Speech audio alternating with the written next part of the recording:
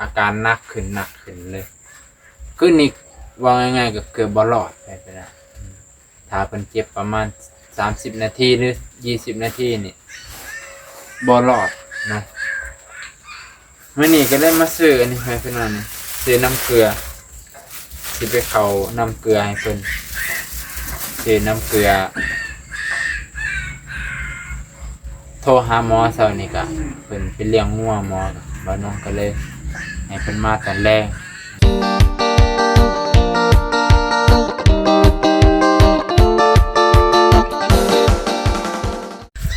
สบายดีพ่อแม่พี่น้องเบิดสุขุสุคนที่เคารพสินเก่าสินเคยเด้อพ่อแม่พี่น้อง FC ในและต่างประเทศมื้อนี้บ่าวนงสิมาแจ้งเรื่องของบ่าวนงเลยพี่น้องคือเมื่อคืนนี้บ่าวนงตกอกตกใจแห้งไปพี่น้องเนาะซึ่งก็บ่อยากให้มันเกิดแต่มันก็เกิดขึ้นเร็วไปพี่น้องก็เลยสิมาแจ้งเพื่อนพี่น้องให้ฟังเพื่อนพี่น้องช่วงนี้บ่าวน้องอาจจะบ่ค่อยมีคลิปหลายเพื่อนพี่น้องคือพ่อของบ่าวน้องนี่เมื่อคืนนี้ท้องเสียลวงท้องพออุจจาระออกเนาะเฮ็ดให้ร่างกายเมื่อยแบบเมื่อยมันจุกเสียบจุกท้องเสียบเป็นเพเฮ็ดให้หายใจยากเพื่อนพี่น้องเนาะตะคืนนี้ว่าน้องจะตกใจว่าน้องก็เผลอหลับไปนิดนึงแม่เพิ่นมาปลุกมันก็เลยลุกขึ้นมาย่างเข้ามาในห้องแล้วเพิ่นก็เลยอาการหนักขึ้นเลยคือนี่ว่าง่ายๆก็เกือบบรอดไปแล้วถ้าเพิ่นเจ็บประมาณ30นาทีหรือ20นาทีนี่บ่รอดเนาะใครแต่ว่าเอาทันคืนเอายาหนวดทาแถวในแถวกระตุนกระโตเอาพัดลมเป่าเพราะมันเหือแตกได้พี่น้องคนหายใจบ่ออกเหือแตกเนาะเหือแตกเลยแบบเพิ่นหายใจบ่ออกอาการของเพิ่นนั่นพี่น้องก็คือบ่กินข้าวมาหลายมื้อเบื่ออาหารเนาะเบื่ออาหารแล้วบัดนี้เฮ็ดให้บ่อยากข้าวอยากแบบหิวอยู่พอได้กินอาหารกินของมันได้สิเบื่อเลยแต่ความน่ะอยากอยู่ในใจน่ะอยากพอได้กินอาหารแล้วเบื่อบ่อยากอาหารในใจน่ะอยากนั่นอยากนี่พอบ่น้องซื้อมาให้ก็บ่กินนะครับนะก็บ่อยากกินน้อยนึงบ่คือกับสมคิดว่าอยากมื้อนี้ก็ได้ไปซื้ออันนั้นไปนะซื้อปลายังกับปลาลด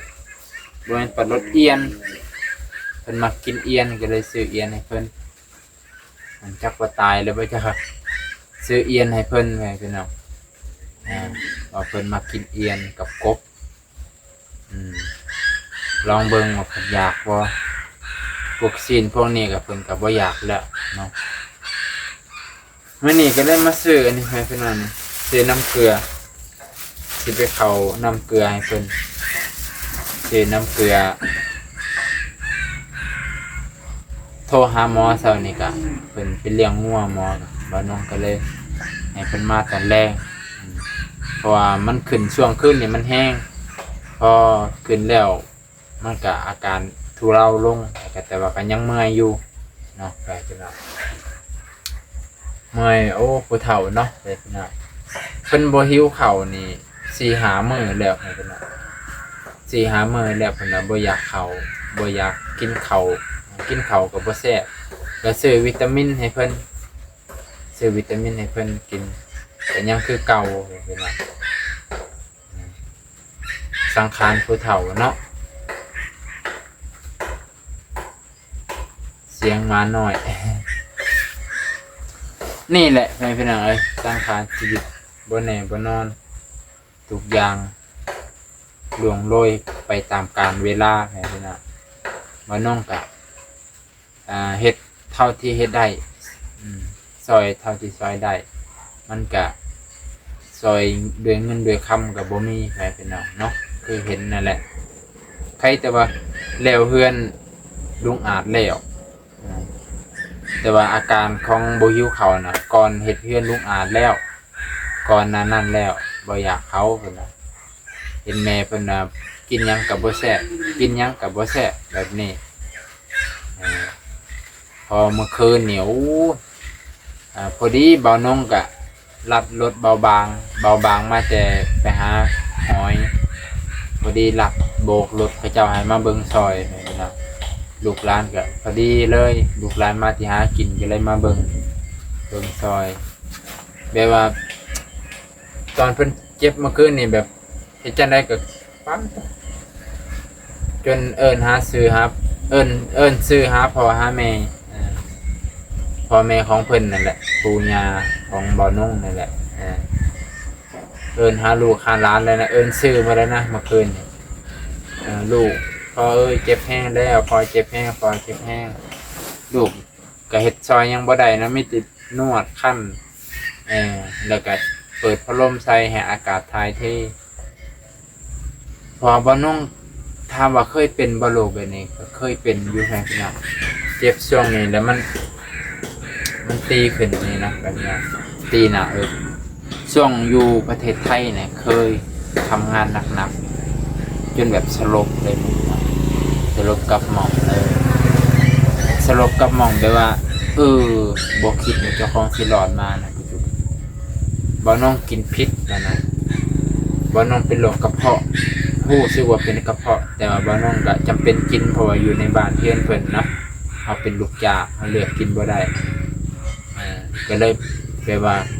ไข่นี่เฮาไปกินถ้าเฮาไปกินแบบบีดอกกินแบบของไข่ต้มเปล่าๆนี่มันสิขึ้นเลยบ่น้องจำได้ถ้ากินไข่แดงบ่กินไข่แดงแล้วมันสิขึ้นโลดนะครับมันขึ้นมันเฮ็ดอึกนึกในท้องนี่มันเฮ็ดอึกนึกในท้องแล้วบัดนี้หายใจยากไปพี่น้องเพิ่นเลยจุกเนาะ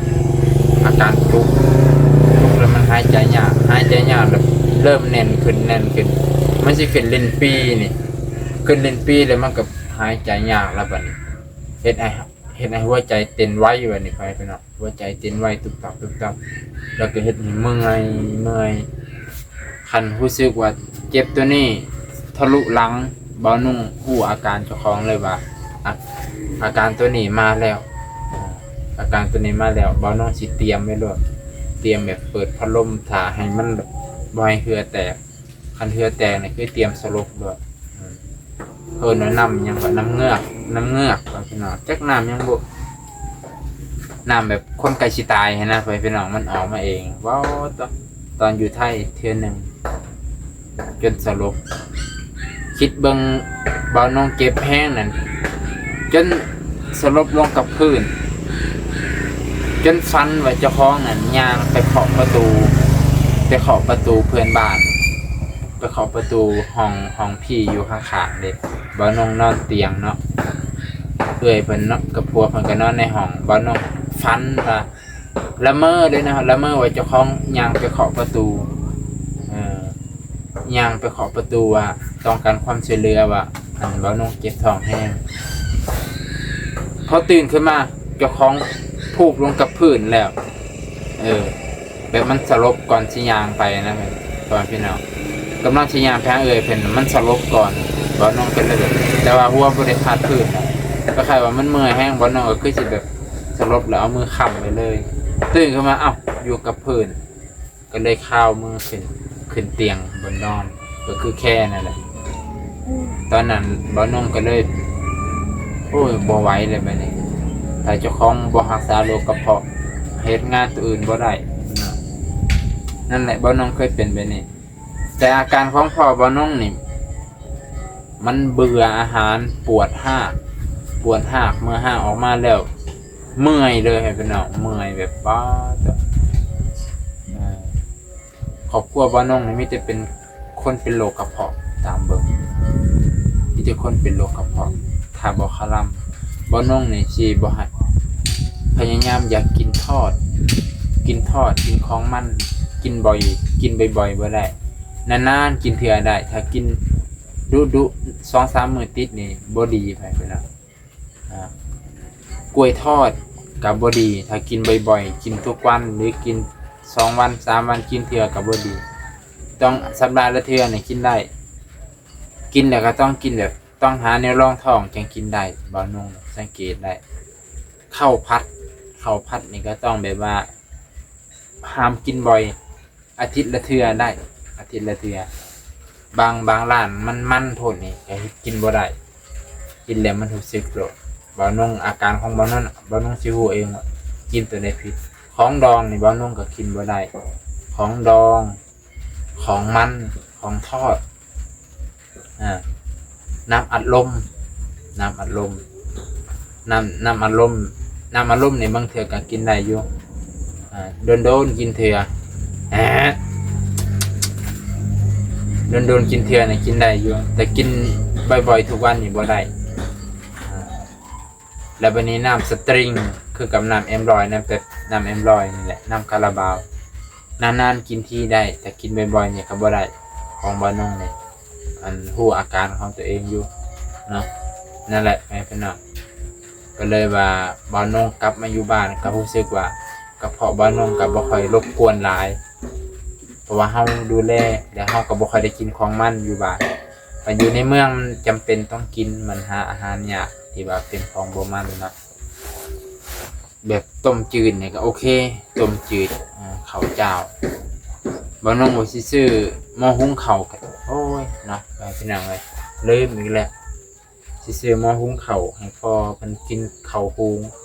ข้าวเจ้าไปพี่น้องจะให้เพิ่นกินข้าวเจ้าลืมเด้อเข้าเมืองสิ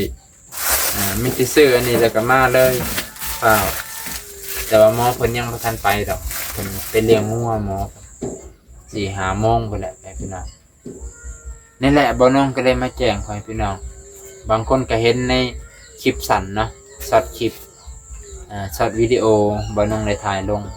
แต่วิดีโอยาวบ่น้องบ่ได้ถ่ายให้พี่น้องเนาะ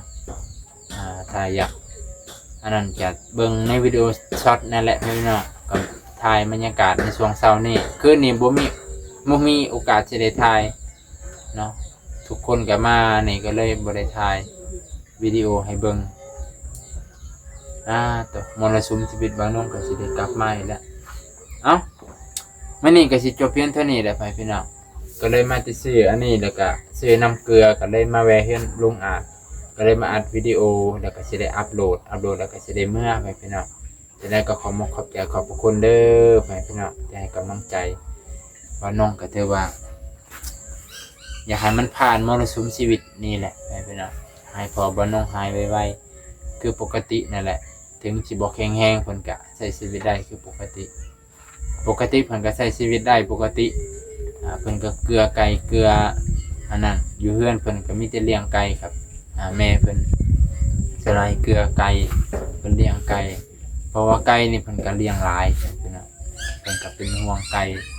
บ่น้องเลี้ยงหมูเนาะเพิ่นก็ถือว่าตอนเพิ่นบ่ได้เป็นหยังเพิ่นก็เฮ็ด